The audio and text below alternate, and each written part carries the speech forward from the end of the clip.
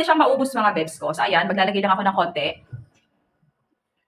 Naka-discount sale to ngayon. Parang nasa 800 to 1,000 yung price nito before. Pero ngayon parang mabibili mo na lang siya ng 600. Matagal mo rin naman siya magagamit. So guys, sa pati sa leeg naglalagay ako Hindi lang ako naglalagay sa mukha, sa leeg, pati sa legs. Yan, nilalagyan ko yan. Oh, so ganyan. Ganyan yung magiging appearance natin. Tapos, ayun na. Nasa 600 plus siya ngayon. Naka-promo to ngayon. Japan made to. Authentic na authentic. Naka-discount sale. Galing kay Round Lab. Discounted to. Ngayon, maglalagay naman ako ng sunscreen. This is a tune-up sunscreen. Sunscreen from Round Lab. Trending na trending to kay Round Lab dahil nga Japan made yung product na to. As in talagang Japan made to. So ito talaga yung ginagamit ko at you can see ubos na. Ito siya.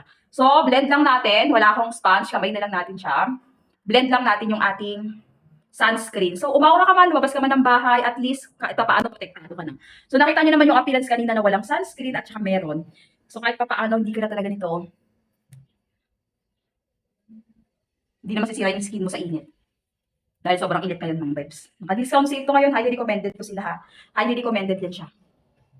Dalawang kamay talaga ginagamit yun.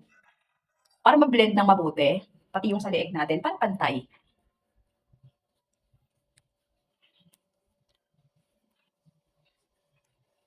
Okay. So, ito na yung mismong appearance ng may serum, nakapaghilamos, nakapagsabon sa mukha, may serum, at syempre, may sunscreen. So, yun lang. Every morning. So, ganoon lang. Okay, lumabas ka man ng bahay o hindi, okay lang. Basta at least nagawa mo yan kasi mainit pa rin kahit nasa loob ka ng bahay. Oh. Discounted to. Maglalagay ako ng mismong link dyan. Eto, Bebs, naka-discount sale. Eto yung mismong link niya. Bilisan nyo kasi napakamura lang nito, promise. Talagang hydrating na yung skin mo. Anti-aging na rin at naka-discount sale. Mura lang to, naka-discount sale na siya. Sobrang mura na lang talaga. At syempre,